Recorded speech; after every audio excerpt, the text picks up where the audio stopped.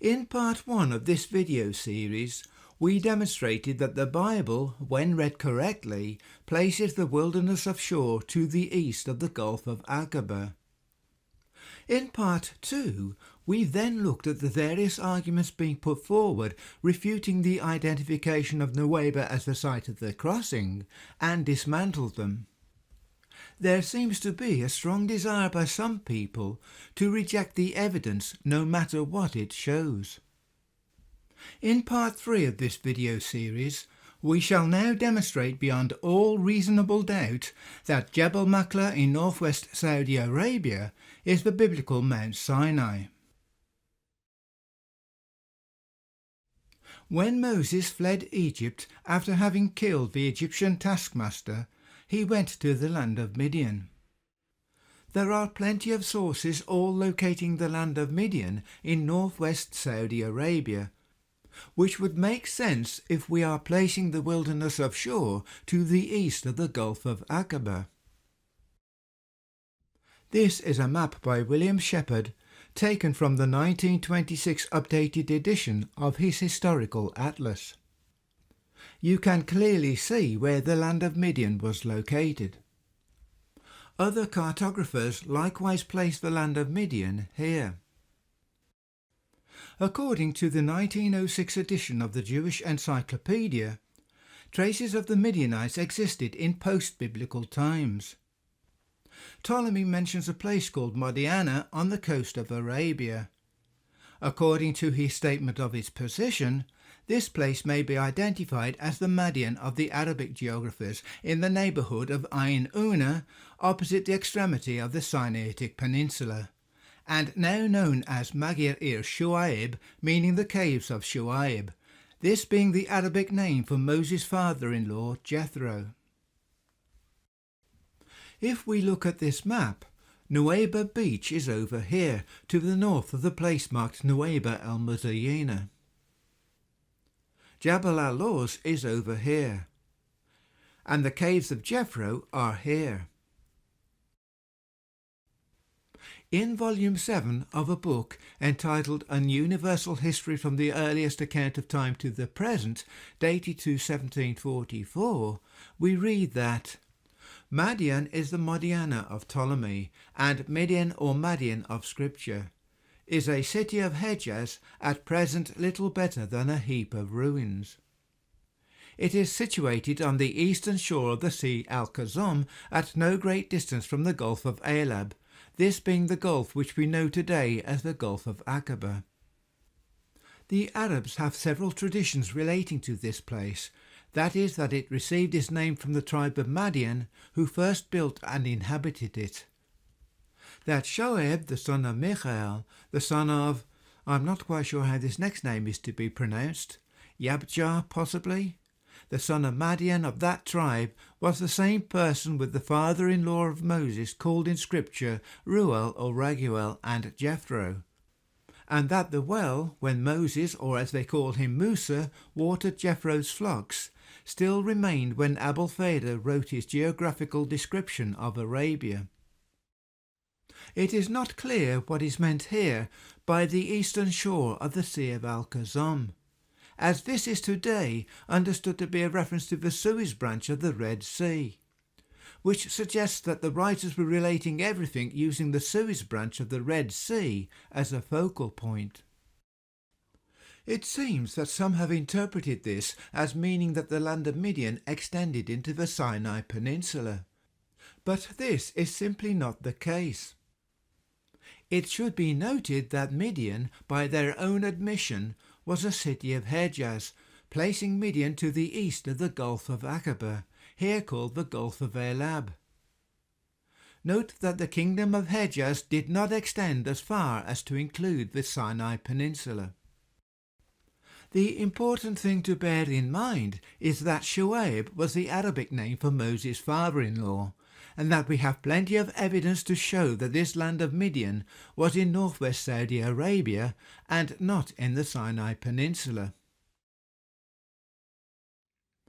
William Smith, in Volume 2 of his Dictionary of Greek and Roman Geography, says pretty much the same thing. but adds that the land of Midian was to the south of the land of Idumea, that is the land of Edom, that Midian is the Madian of Abel-Feda, and that the land of Midian was halfway down the eastern coast of the Eleunitic Gulf, the Eleunitic Gulf being the modern-day Gulf of Aqaba.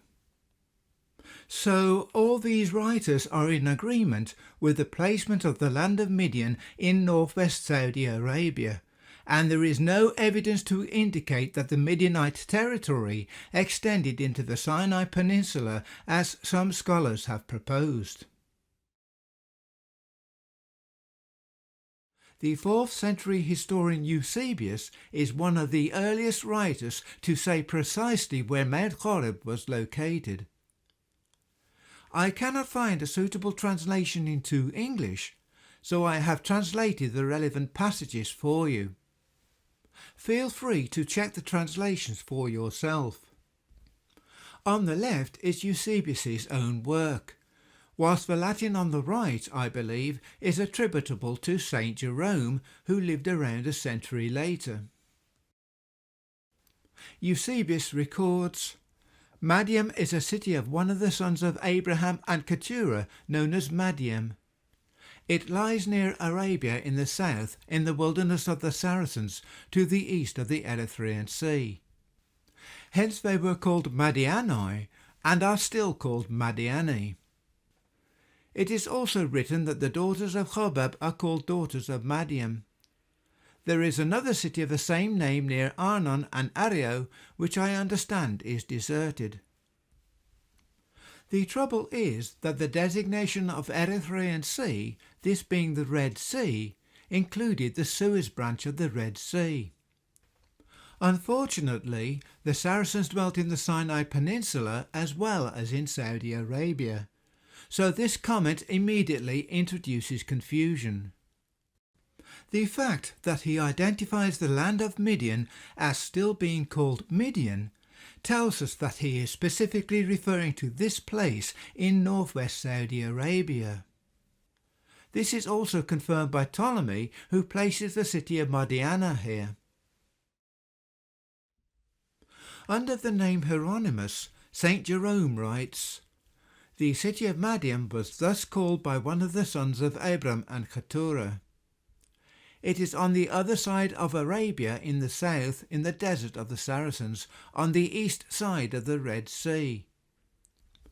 We also read that the daughters of Hobab, Moses' father-in-law, were the daughters of Midian.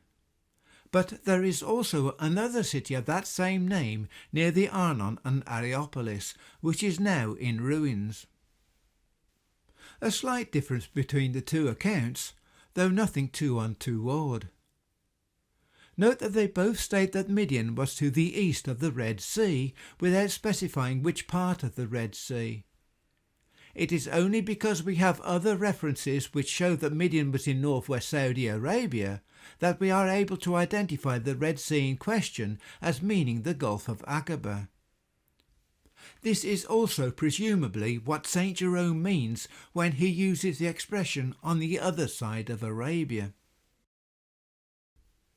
Now we come to the crux of the matter. Eusebius quite categorically states that Horeb, the mountain of God, in the country of Madian. It lies adjacent to Mount Sinai, above Arabia in the wilderness oblique desert. So now he tells us that Horeb was in the country of Madian, this being to the east of the Gulf of Aqaba. And then you get St. Jerome, who comes along around a century later and writes, Horeb, the mountain of God, in the region of Madian, near Mount Sinai in the desert of Arabia, to which is joined the mountain and the desert of the Saracens, which is called Paran. Notice how he now associates Horeb with the desert of the Saracens, which is called Paran. According to Ptolemy, Paran was the Sinai Peninsula. So St. Jerome has now moved the location of Horeb and Mount Sinai to the Sinai Peninsula. Note that this is after Helena, the mother of Emperor Constantine, declared that St. Catherine's Mount, in what is today known as the Sinai Peninsula to be the Mount Sinai of the Bible. In the book of Exodus we read, "Now Moses was keeping the flock of Jethro his father-in-law, the priest of Midian, and he led the flock to the furthest end of the wilderness and came to the mountain of God unto Horeb." The Jewish philosopher Philo tells us, "Now as he, that is Moses, was leading the flock to a place where the water and the grass were abundant, and where there happened to be plentiful growth of herbage for the sheep, he found himself at a glen where he saw a most astonishing sight." So Midian is here. The traditional location for Mount Sinai is here. For Moses to get there with his sheep, he would have had to go all the way round the top of the Gulf of Agar and down the other side. This is a journey of around 360 kilometres or 220 miles. The suggestion that he took the sheep all that way does not make any sense whatsoever. David Roll, however, has countered this argument by claiming that Moses could have taken the sheep over the water by boat, which in my opinion is also totally nonsensical. It assumes that Moses was only in charge of a very small flock of sheep, had a very large boat, or transported the sheep across a few at a time. Bear in mind that his father-in-law was a priest of Midian, so I would imagine that he would have had a fairly sizable flock. The main objection to this theory is that the pasturage at the tip of the Sinai Peninsula, where Moses purportedly led the flock, would be no better than that in the land of Midian.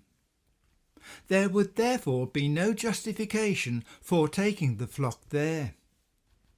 I find it strange that people will make up all sorts of ad hoc explanations in order to avoid the obvious interpretation. The Bible makes it perfectly clear that when Moses has brought forth the people out of Egypt, that they shall serve God upon this mountain. That mountain was and still is in northwest Saudi Arabia. The Apostle Paul wrote, "Neither went I up to Jerusalem to them which were apostles before me, but I went into Arabia, and returned again unto Damascus." There is a tradition that Paul went to Mount Sinai after his conversion. In a moment I will demonstrate that the Jews had a sacred place in northwest Saudi Arabia, and were still active in this region right up until the time of Christ. One controversial comment Paul made is in his letter to the Galatians, in which he wrote, "For this Agar is Mount Sinai in Arabia, and answereth to Jerusalem, which now is, and is in bondage with her children. But Jerusalem which is above is free, which is the mother of us all."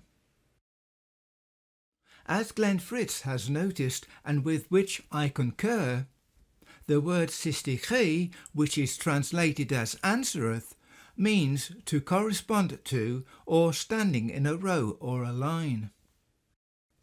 The word ano, which is translated as above, can also mean up or to the north. Interestingly, Jerusalem is located almost due north of Jabal Maqla and Jabal al Lawz. But the evidence doesn't end there.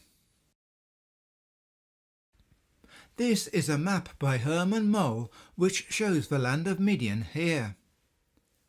This is the Gulf of Agar here. Jabal al Lawz forms part of a range of mountains which of old were known as the Hagar range. On this map, the mountains are shown slightly misplaced to the south of the land of Midian. Note that Hagar is a variant spelling of the name Hagar.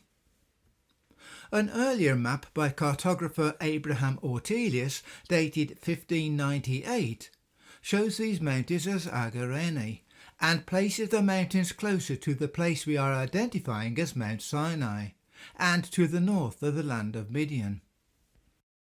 These mountains were clearly named after the Agari, that is Hagarites, mentioned by Strabo and Pliny, who tell us that these Agari were in those days dwelling in this region.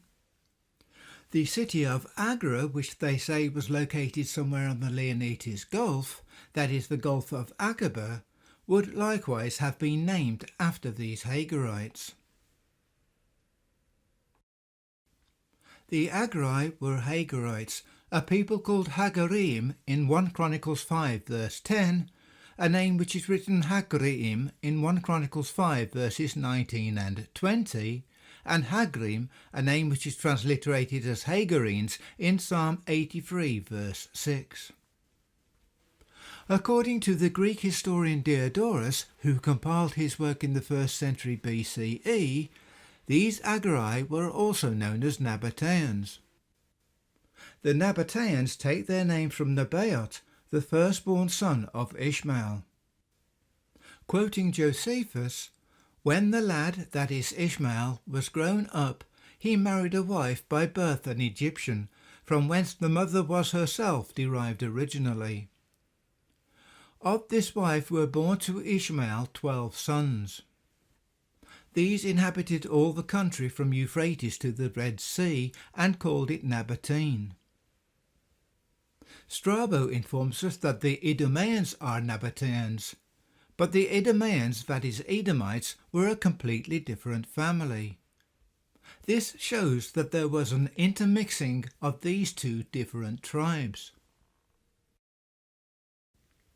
We learn from the Latin writer Pliny that the Agari were closely allied to the Leonetae, who inhabited the city of Alanna, the city previously known as Elat, and would have us believe that Agra was the capital city of the Leonetae rather than the Agari. The Leonetae were Edomites, descendants of Duke Elon, referred to as Elon the Hittite. When Redzin, king of Syria, conquered Elat, we are told that Aramim were settled therein. Note that in the Hebrew Bible, the word Aramim, which is translated as Syrians in our English translations, has a margin note to say that we should read this name as Edomim, that is, Edomites. This is why they are called Idumeans in the Septuagint. It is interesting to note that some of these Agrians and Laans were mercenaries in the Macedonian army. Not only were they both therefore quite a powerful and influential people, but they were clearly closely allied. It should be noted that the Hebrew letter Gimel, when transliterated into Arabic, becomes a J.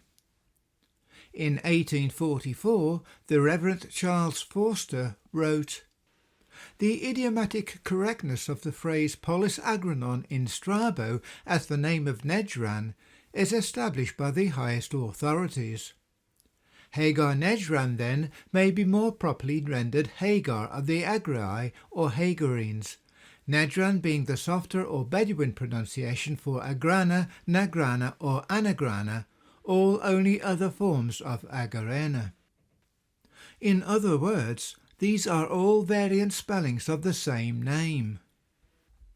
Hieronymus also placed the Agrii in the land of Midian. This means that the suggestion by Arab scholars that Hagar Mountains means stone mountains is therefore contrived. They were called Hagar Mountains after the sons of Hagar who at one time dwelt there. Note that all written accounts of these Hagarites, called Agari by the Greeks, place them in northwest Saudi Arabia. There is absolutely no evidence that they dwelt in what is today known as the Sinai Peninsula. The Apostle Paul's comments about Hagar being Mount Sinai in Arabia only make sense when you realize that Mount Sinai is part of the Hagarine range of mountains in northwest Saudi Arabia. They make no sense whatsoever if you place Mount Sinai in the Sinai Peninsula. Ptolemy informs us that in his day the Agrii were located to the east of the Sea of Galilee in the land of Bashan, much further north. The Arab writers were clearly not aware of this.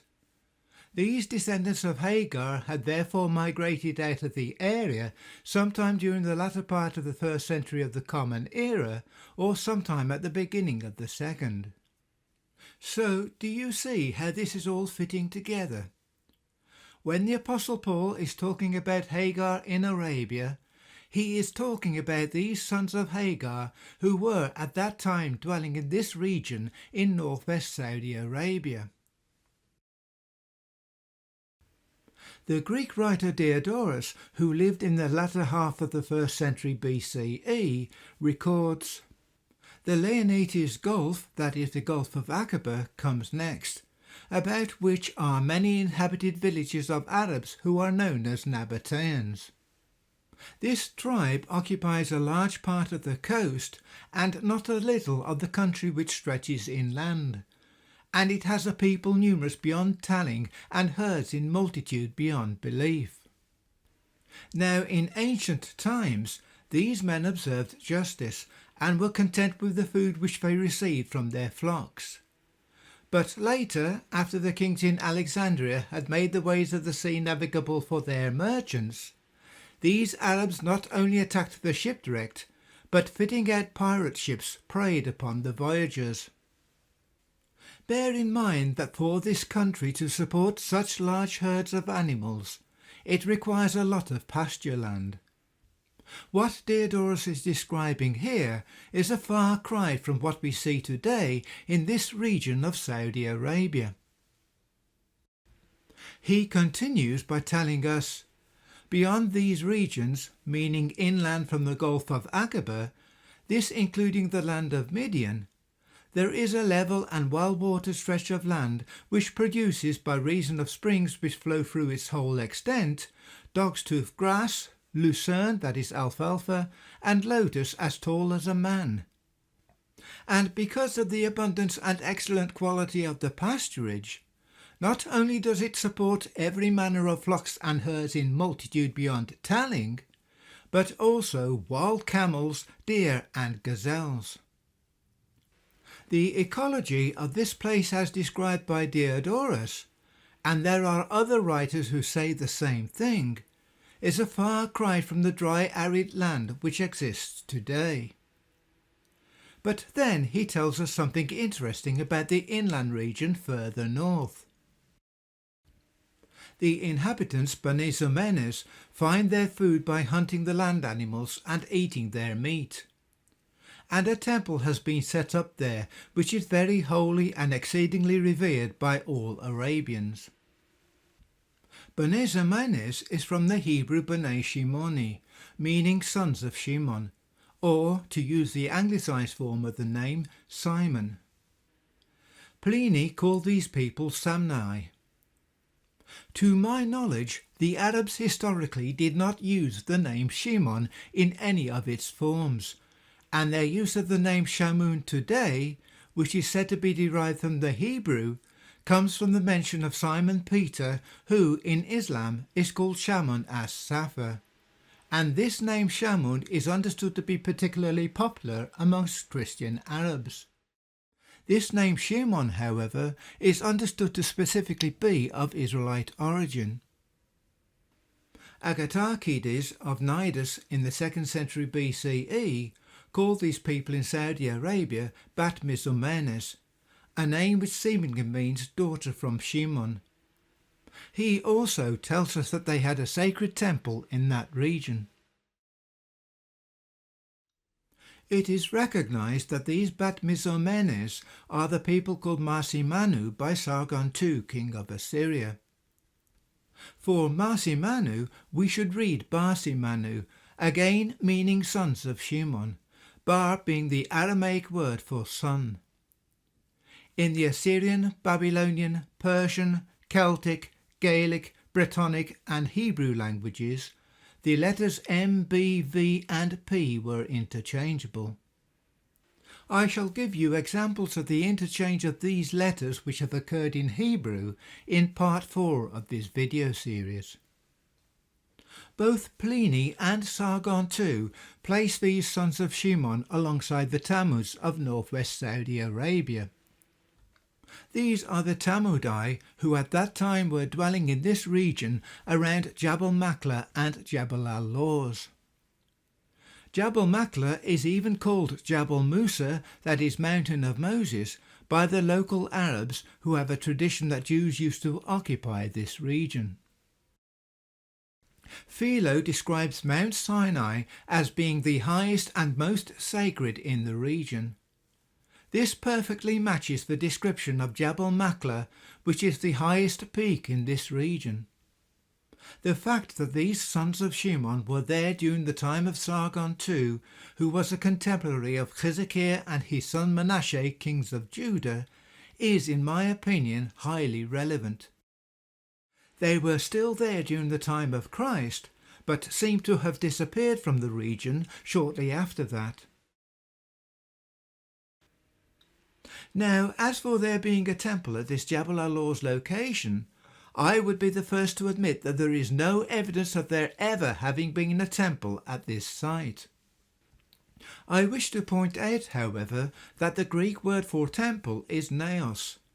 But Diodorus doesn't use this word naos. He instead uses eiron, a completely different word. So what does eiron mean? Well, that's the beauty of it, because eiron means a number of things, all of which are connected with sacrifices. It basically means a holy or sacred place. It can mean temple, but if that was the case, then Diodorus would surely have used the word naos. Note that this word eiron is derived from the Greek word eiru, meaning to sacrifice or slaughter. We are therefore looking for a sacred place which was considered sacred by all the Arabs, somewhere where sacrifices were made. This perfectly fits the altar site at the base of Jabal al Lawz and Jabal Maqla. We should bear in mind that the Greek writer Diodorus called the inhabitants of the land of Israel Arabs, including within this definition of Arab the Jews who were living in Judea. The people Pliny called Araean Arabs, who were in the latter half of the 1st century of the Common Era dwelling in Mesopotamia, in the region Josephus says was occupied by the 10 tribes, were also of Israelite descent. When I come to do a video on the Irish, I shall show that these Araean Arabs were sons of Dada, son of Zerach, of the tribe of Judah. So we should not be surprised that the Jews of this region were considered Arabs by the Greeks. Bear in mind also that Strabo believed that the Idumeans were Nabateans, even though these were 2 separate tribes. The evidence therefore points conclusively to the structure at the base of Jabal al Lawz and Jabal Maqla in northwest Saudi Arabia, which even looks like a corral leading up to an altar, as being this sacred altar mentioned by these classical writers. This means that the Saudi archaeologists, who have concluded in their 2002 excavation report that the corral leading up to the altar was just living quarters for the workers, who must at one time have been there quarrying the stone, are mistaken. The Associates for Biblical Research at BibleArchaeology.org have produced a paper refuting this site as the location of Mount Sinai. However, they are making the same mistakes everyone else is making, and which we are correcting here in this series of videos. They are imposing a meaning of wall on the name Shur, and are then claiming that it is located close to the Suez branch of the Red Sea. We have, however, shown that this placement of Shur over against Egypt is based on an incorrect interpretation of what the Bible says. We have demonstrated that the Bible places the wilderness of Shur to the east of the Gulf of Aqaba. Shur can mean wall, but it also has other meanings, such as to wander, to travel, or similar. Even if we interpret Shur as meaning a wall, there is a long range of hills running down the Saudi Arabian coastline of the Gulf of Aqaba, which could also be described as a wall. By contrast, the Bible.ca website provides a lengthy report which starts off by supporting the Jabal al Lawz site as being the location of Mount Sinai, but then seems to do a U-turn and dismisses the majority of the evidence for this site and concludes by saying, "Ignore 100% of archaeological claims made by any of these unicorn archaeologists," a term which seems to mean someone who is seeing things which are not actually there, such as seeing unicorns. They then list people such as Ron Wyatt, Leonard Muller, Jim and Penny Caldwell, and others who the writer does not consider worthy of being taken seriously. The writer of this particular article seems to regard anyone who is not academically trained to be unreliable, and considers what archaeologists say to be reliable and incontrovertible. In their 2002 excavation report, Saudi archaeologists are claiming that the L-shaped structure is primarily a water weir to protect the marble column factory from the flooding wadi. The original design of the architectural installation as a weir was later expanded to include housing for the workers and industrial storage. All of this, however, is nothing more than an interpretation of the evidence. With a little imagination, you can make evidence like this say whatever you want it to say. These Saudi archaeologists argue that there are doors along the length of the wall, but those who have visited the site can confirm that there are no doorways. One of their doorways is only 21 centimetres wide, another 22 centimetres wide, and another 25 centimetres wide, which are all far too narrow for a doorway. In fact, every single one of them is too narrow to be a doorway, and more importantly, note that none of them have any doorposts or were wide enough to accommodate doorposts. We are simply looking at gaps in the wall where the stones have been removed. The two long narrow corridors leading up to the altar are also far too narrow to accommodate beds. They also dismissed the ashes and remains at the far end of the corral, where the sacrifices would have been offered, as being of no relevance. The Saudi archaeologists reported remains of ash and animal bones in what we are identifying as the altar area, as well as in the corridor leading up to that area, though they date these remains to the Nabatean era. The claim by the writers at Bible.ca that you would not expect ash and bones in the corridor if this was the corral leading up to the altar is a weak argument, as it is perfectly plausible for ash to be spread by wind or rain, or by later human action. They also completely avoid explaining how this ash could have ended up in these corridors, if indeed they were living quarters.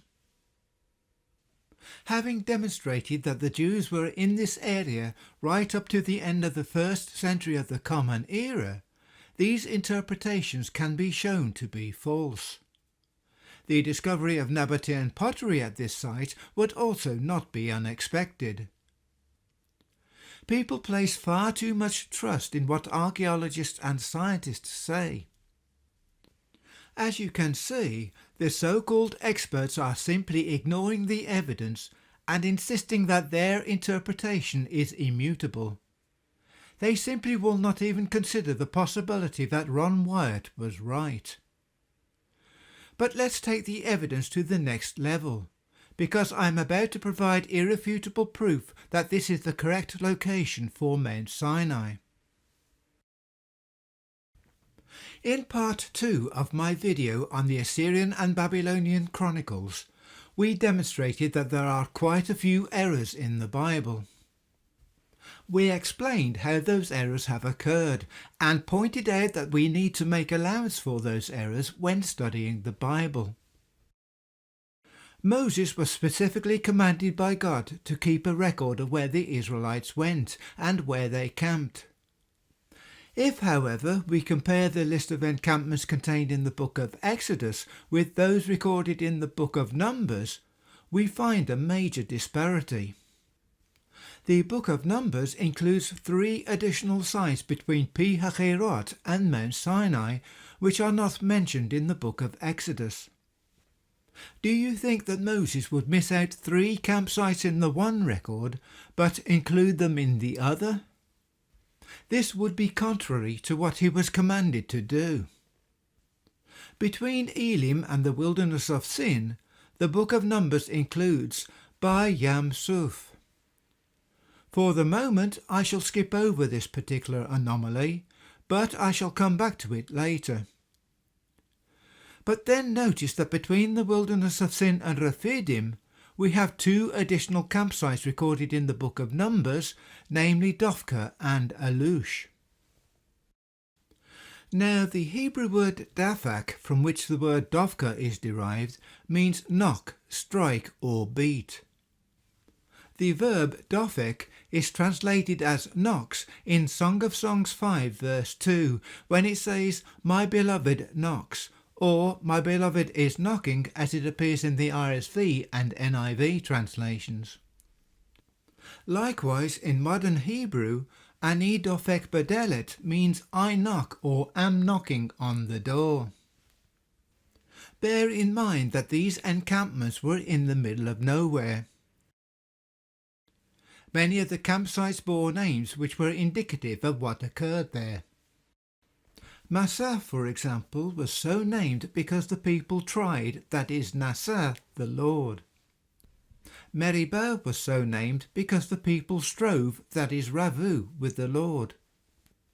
Note that this place was also referred to as Meribah Kadesh, Kadesh Barnea, and Kadesh. Marah, which means bitter, was so named because of the bitter waters. In other words, Dophkah was an alternative name for Rephidim, a place which in Exodus 17 verse 6 is also called the Rock of Horeb. This is the rock that Moses struck and water gushed out. As a side note, though it is probably nothing more than a coincidence, it is interesting to note that in Arabic, Dophkah means to pour out, pour forth, to flow, well out, spout, gush forth, to overflow, etc., which also fits what happened at Rephidim. The Jews who returned from Babylon and Persia during the time of Ezra and Nehemiah did not have a clue where many of the places mentioned in the Bible were located. They would have had to restore the Bible from documents which had been damaged by fire, and it would have meant extracting the information from a number of different sources. In so doing, they have combined more than the one record, not realizing that some of the documents were referring to places which in other documents were recorded under a different name. This revelation might not sit too comfortably with some people, but it is what it is. According to Gesenius, the Hebrew word Rephidim means props or supports, from Raphed meaning to spread, support or refresh. In Song of Solomon chapter 2 verse 5, the word Raphduni is translated as comfort in the King James translation, but as refresh in other more modern translations. In Arabic, the word Rafid means a tributary stream, whilst Rafida means support, prop or rafter, and Rafada means help, support or assistance, the latter meanings agreeing with that provided by Gesenius. It is therefore interesting to note the correspondence between the meanings in both Hebrew and Arabic. After Dophkah, the Israelites are said to have camped at a place called Alush. Gesenius informs us that this name Alush, according to the Talmud, means crowd of men. He doesn't, however, give his source, and I cannot find any such reference in either the Babylonian or the Jerusalem Talmud, or in any other rabbinical writings. There are other later works, such as updated editions of William Smith's Dictionary of the Bible, which have been edited to include this claim by Gesenius in their explanation of the name Alush. The only reference I can find to Alush is in the Midrash Tanchuma, which states that Alush is from the root word lush, meaning knead, as in kneading dough to make bread, with the first appearance of manna and the first observance of the Sabbath allegedly occurring at Alush. According to Exodus chapter 16, however, this appearance of manna and the first keeping of the Sabbath occurred in the wilderness of Sin, which was 2 campsites before they are said to have even arrived at Alush, which means that this statement in the Midrash is contrived. The suggestion by the Jewish commentator Nachmanides that the text of Exodus only records locations where the Israelites rebelled or complained is also contrived. Remember that Moses was commanded by God to record all of their wanderings. To have not recorded campsites would have been in contravention of that commandment. I would stress that this interpretation of crowd of men is also contrived. The Hebrew word for men is anashim, the singular form being ish. There is no way that the remaining characters of the word alush can possibly mean crowd or tumult. Having said that, I shall demonstrate in a moment that Alush was the name of the place on which the 70 elders congregated whilst Moses went up to the top of the mountain to receive the 10 Commandments, the 70 elders being the crowd of men being referred to. I would reiterate that when the Jews returned from Babylon and Persia, they had to restore the information from documents which had been damaged by fire when Nebuchadnezzar's captain of the guard Nebuzaradan burnt Jerusalem to the ground. This meant restoring and combining the information from a number of different records. The scribes have clearly found a document recording the names Dophkah and Alush and have not realized that these were alternative names for Rephidim and Sinai respectively. Eusebius, in his Onomasticon, tells us that the name Alush, which he calls Alud, means Choreyemonon, which roughly translates as a place of leaders. He identified the place as Gebalin, which was located somewhere north of the Edomite mountain where the city of Petra stood. This identification of Gebalin, however, is only his interpretation, and is shown to be wrong. Turning to his reading of a place of leaders, I am assuming that this also must have come from some unknown rabbinic teaching of that period, as I cannot see how Eusebius could otherwise have arrived at this conclusion. If Dophkah is another name for Rephidim, then Alush must be an alternative name for Jabal al Lawz. Notice that, like the Hebrew name Alush, al Lawz is a single word in Arabic. The Hebrew letter Shin can become a Z when transliterated into Greek or Arabic, as in the name Bani Zomenes, which we encountered a moment ago, this being a transliteration of the Hebrew Bnei Shimon. This means that the word Alush, when transliterated into Arabic, would become Aluz. Jabal al Lawz is understood to mean mountain of the almonds. If we look at the Arabic word for almonds, we can see that this dictionary transliterates the word Lawz as luz. Almond milk is likewise transliterated as al Lawz, this despite the fact that this word is almost identical to the first, the only difference being the addition of the initial 2 letters, the alif and the lam. So when we come to this realization, it is obvious that the biblical Alush is Jabal al Lawz. Towards the top of Jabal al Lawz there is a large plateau where it is understood that the 70 elders waited whilst Moses went up to the top of the mountain to receive the 10 Commandments. Then went up Moses and Aaron, Nadab and Abihu, and 70 of the elders of Israel. And he said unto the elders, Tarry ye here for us until we come again unto you. And behold, Aaron and Hur are with you. If any man have any matters to do, let him come unto them. This is therefore what is meant when Eusebius records that Alush means a place of leaders. It doesn't mean that the word translates as this. It simply means that it was at Alush that the leaders, this referring to the 70 elders, waited whilst Moses went up to the top of the mountain to receive the 10 commandments at the hand of the Lord. If Gesenius is right, and there is some rabbinical tradition that says that Alush means crowd of men, the same comments apply. It is referring to this place on the top of Jabal al Lawz. This, I believe, is the final nail in the coffin for those who would argue against this location as being the site of Mount Sinai.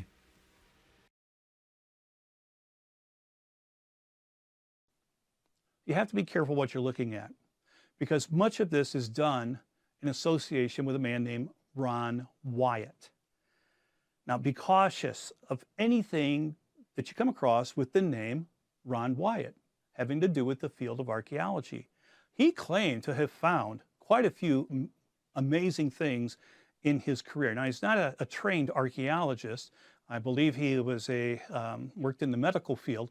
But the thing is, he claims, and have written books and appeared on television and everything frequently, about finding numerous chariots. It certainly appears that Ron Wyatt did find the remains of a number of chariot parts and wheels.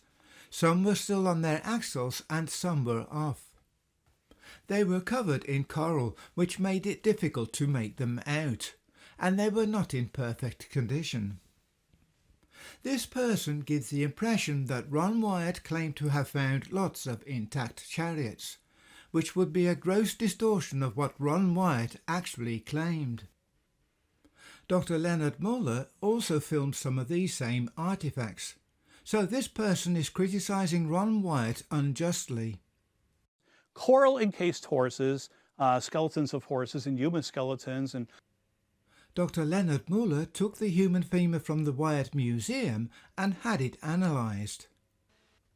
We looked at this in part 2 of this video series.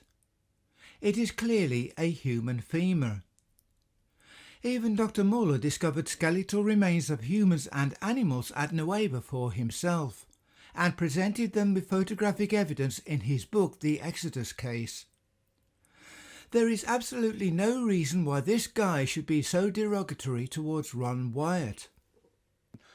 He claims to have found weapons and everything coral encrusted. This is a false claim. Ron Wyatt did not claim to have found weapons. He merely pointed out the statement by Josephus that the weapons were washed up on the shore, allowing the Israelites to arm themselves. There are a lot of false claims flying around about Ron Wyatt. In my opinion, the hatred against him is totally unjustified.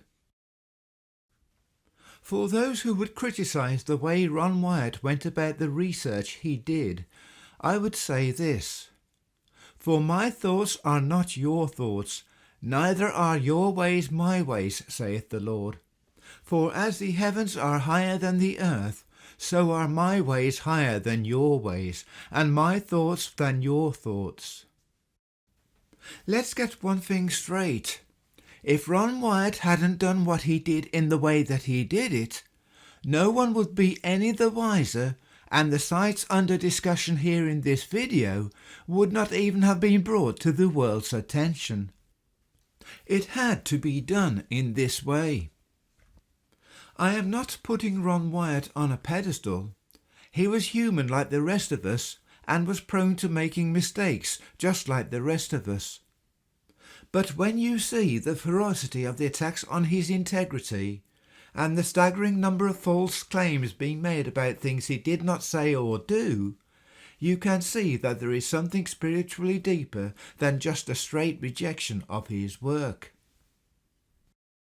Well, I didn't know about the political events of the people that snuck in. I read about their accounts much later on. And since their accounts of what they thought was the mountain of God kind of fit with my ideas, I thought that was pretty good. but that just kind of poisoned the well for everyone else doing any scientific work in the area. If he had come to the conclusion that Jabal Maqla was Mount Sinai, then why have we not heard about this? Also, how has Ron Wyatt poisoned the well for any research when our archaeologists are not even allowed to do any excavation in Saudi Arabia anyhow? When Moses fled, he went to Midian. Why haven't scholars looked in Midian in Saudi Arabia? Because they can't. That's why. One of the first interviews of my investigation was with archaeologist Jim Phillips. There are sites in areas where people cannot work that may reflect on the Old Testament, and therefore we're going to lose them. And we're going to lose them in terms of the information because the political regimes of these particular states in the Near East will not allow research on the topic of the Old Testament. There is no logic to these people's arguments when they criticize what Ron Wyatt did. Ron Wyatt did not remove any artifacts or destroy any property. Just as the Saudi archaeologists have interpreted the evidence at the Jabal al Lawz site as simply being a weir and accommodation for the workers, other archaeologists would most likely have also applied their own interpretations to the evidence, and we would today most probably be none the wiser. In fact, Ron Wyatt's work at this place has thrown a spotlight on this location, something which would otherwise have not occurred.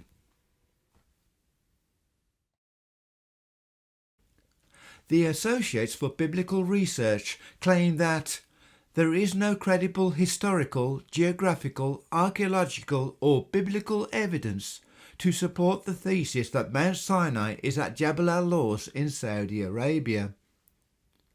I have hopefully demonstrated in these videos that this statement is completely false. If you do a Google search, you will find a lot of similar negative comments. Having demonstrated that the wilderness of Shur is to the east of the Gulf of Agar, that the Jews had a sacred altar in this region as late as the 1st century of the Common Era, and now showing that Jabal al Lawz is actually mentioned by name in the Bible, albeit hidden in plain sight, it shows just how biased and how wrong these people are. Ron Wyatt did what he needed to do to bring these things to the world's attention. There is a sifting going on, a sorting out of those who will believe and those who flatly refuse to believe. There are those who cannot fail to see the hand of God in all of this. The question is, where do you stand? Jabal Maqla in northwest Saudi Arabia is therefore the biblical Mount Sinai. Having made such a bold claim, let us consider the blackened peak of Jabal Maqla, which people are interpreting as being made by the Lord descending on it. The biblical narrative certainly seems to describe some seismic volcanic eruption. In Exodus 19 verse 18 we read, "Now Mount Sinai was altogether on smoke, because the Lord descended upon it in fire, and the smoke thereof ascended as the smoke of a furnace, and the whole mount quaked greatly." In Judges 5 verse 5 we read, "The mountains melted from before the Lord, even that Sinai from before the Lord God of Israel."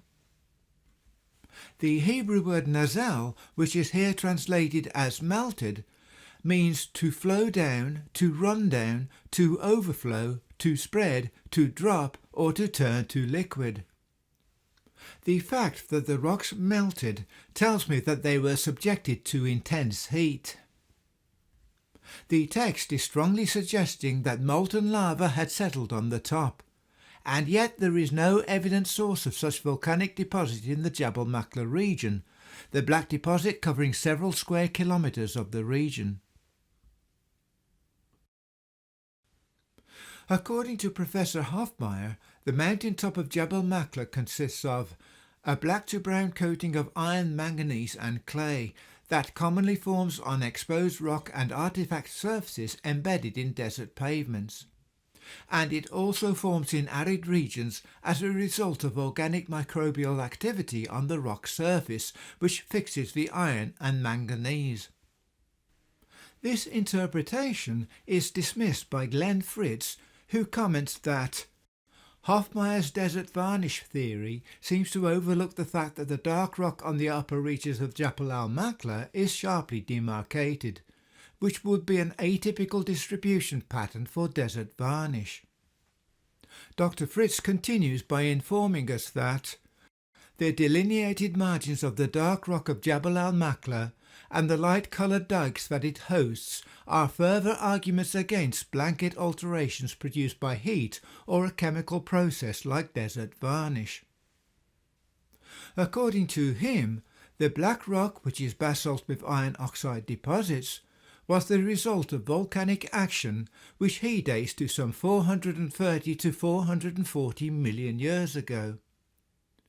So even Glenn Fritz is imposing millions of years on his interpretation of the evidence at Jabal Maqla. This interpretation is based on evolutionist assumptions. Scientific evidence shows that there is no reliable means of dating rock. Every single radiometric dating method employed by scientists is fundamentally flawed. When samples of rocks have been sent to the laboratory for testing using various radiometric dating methods, the dates which came back produced results for the same rock specimen which sometimes differed by millions of years. Newly formed rock likewise produced ridiculously old dates, and yet scientists rely heavily on these dates. Glenn Fritz is proposing that what occurred on top of the mountain was nothing more than a theophany, though I personally do not accept this interpretation. The Bible requires a literal reading of the text, which is describing some sort of volcanic activity, though clearly it would be a supernatural event rather than a natural one.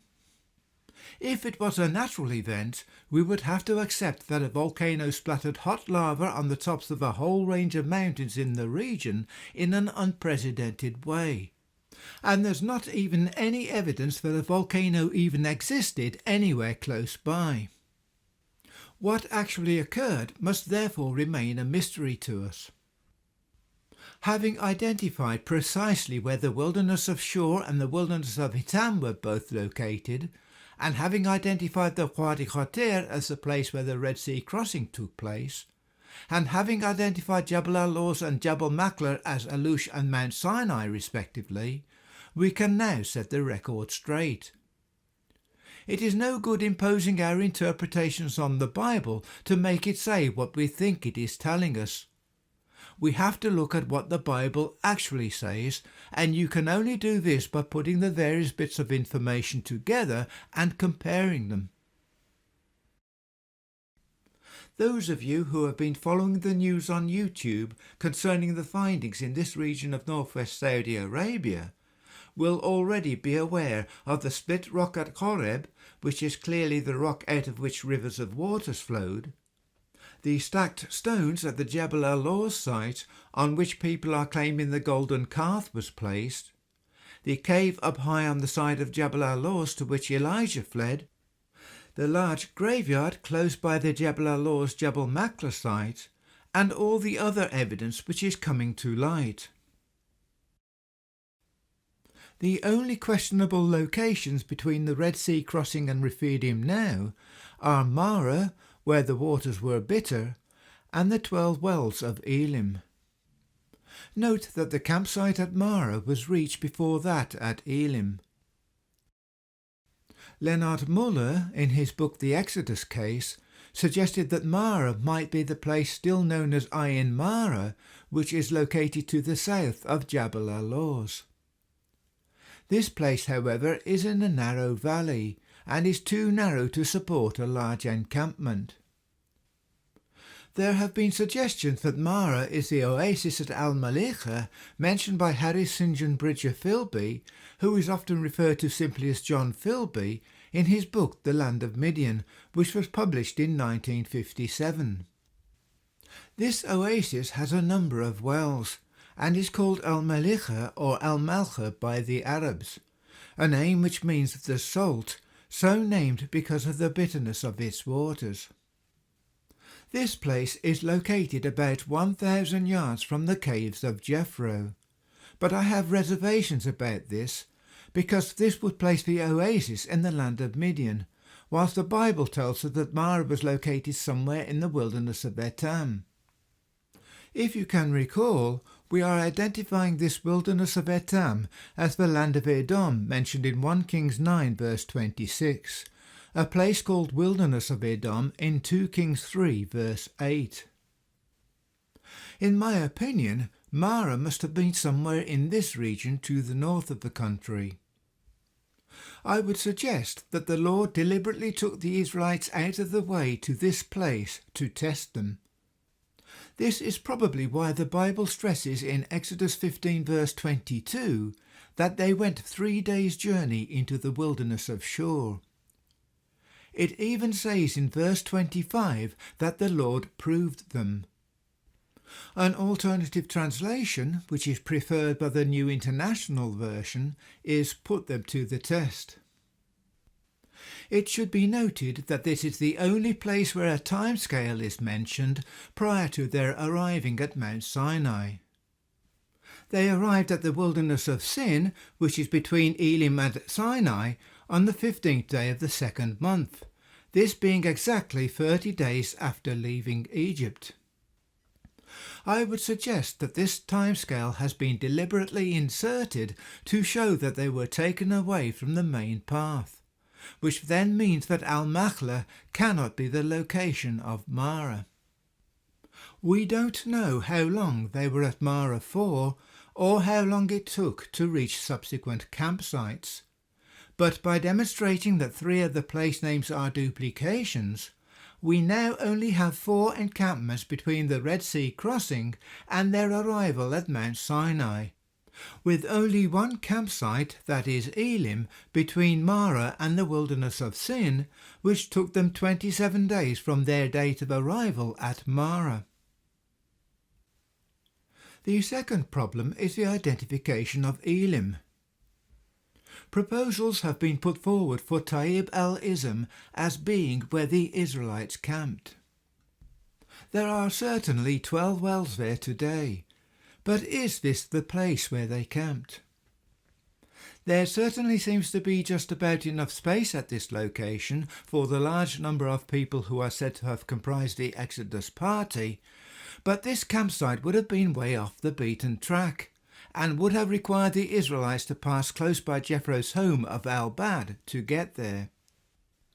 It would also mean that they passed Rephidim to get there, which I can't in my mind reconcile. It would have meant that they afterwards backtracked on their journey in order to get to Rephidim. Another popular candidate for Elim is a place called Al-Maqna, which is actually to the south of Al-Bad. It has 12 springs and has plenty of room for a large encampment.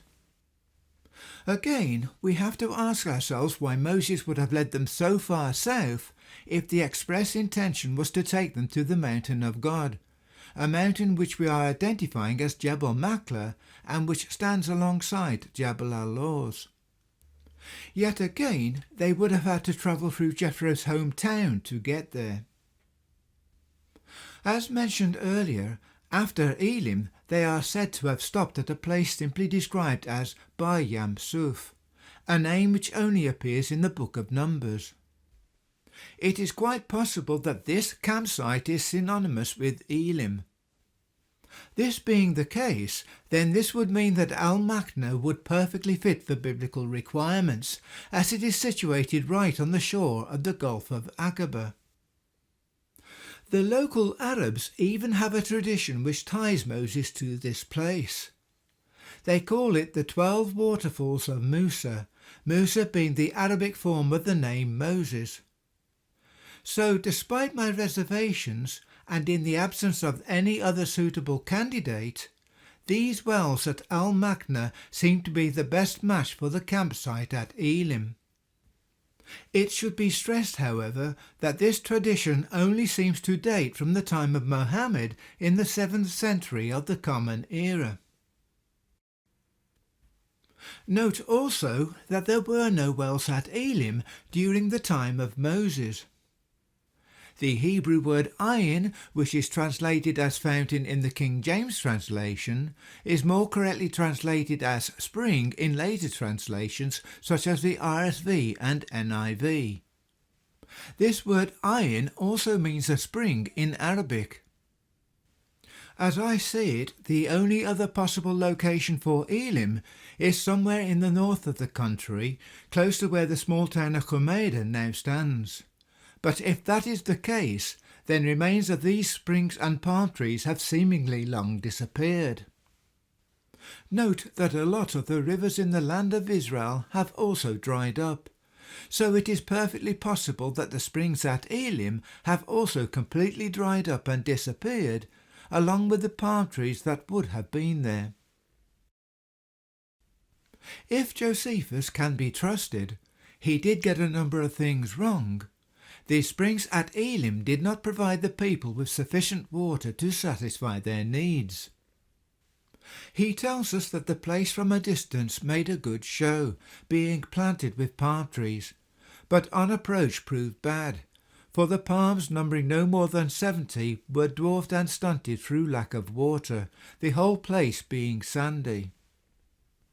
Philo, on the other hand, described Elim as being well supplied with water and well shaded with trees, and was irrigated with 12 fountains, near which were young and vigorous trunks of palm trees to the number of 70. Josephus likewise describes the waters of Marah as being a well, but the suggestion that they arrived at a well in the middle of the wilderness is untenable, so we should not put too much trust in what he tells us. Philo, on the other hand, describes Marah as being springs of water, which makes far more sense. There is therefore quite a significant disagreement between these two Jewish historians. In Exodus 17 verse 1, we are told that the Israelites arrived at Rephidim. Chapter 18 tells us that whilst they were at Rephidim, Jethro, having heard of all that God had done for Moses and for Israel his people, came unto Moses into the wilderness, where he encamped at the mount of God. But they were not at that time at the mountain of God. They are said to have been at Rephidim, and in Exodus 19 verse 1, which is after Jethro is said to have departed, we are told that they arrived at the wilderness of Sinai. This suggests to me that the scribes have inserted this passage in the wrong place. Exodus 18 verse 20 even talks about Moses teaching the people God's laws and ordinances, but if they were at Rephidim, this would have been before the laws and ordinances had even been given. The 13th century Jewish commentator Nachmanides, also known as Ramban, even informs us that opinions are divided among rabbis on the meaning of this passage. He tells us that some say that Jethro came to Moses before the giving of the Torah, as the sequence of the sections of the Torah indicate, and some say that he came after the giving of the Torah. The word Torah here referring to what is known as the Law of Moses. Don't forget what we said earlier about how the scribes had to restore the information from a number of fire-damaged documents.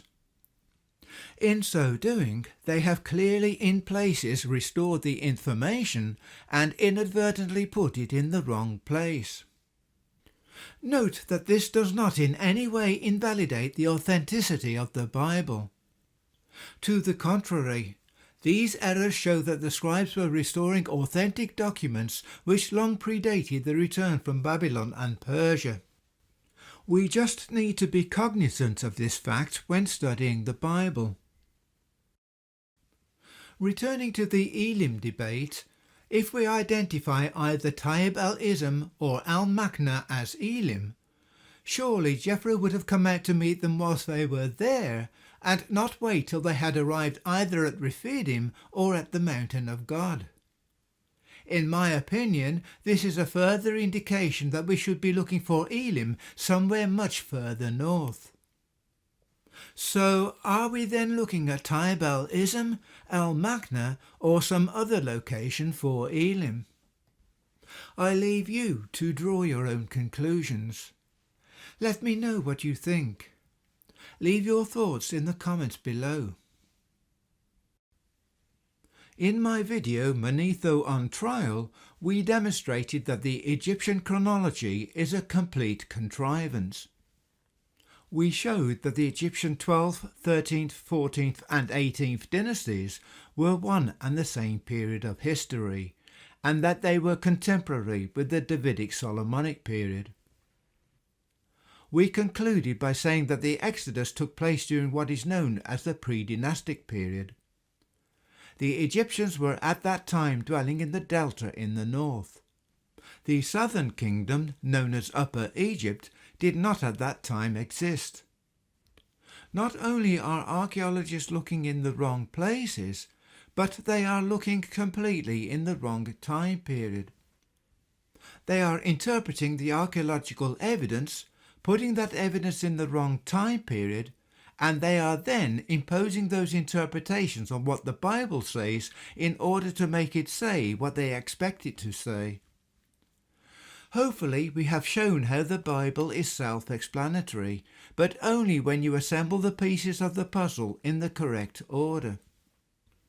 The trouble is that when we have been indoctrinated with a lot of theories and have convinced ourselves that those theories are absolutely correct, it becomes very difficult to change our thinking, no matter how correct and compelling that alternative evidence might be.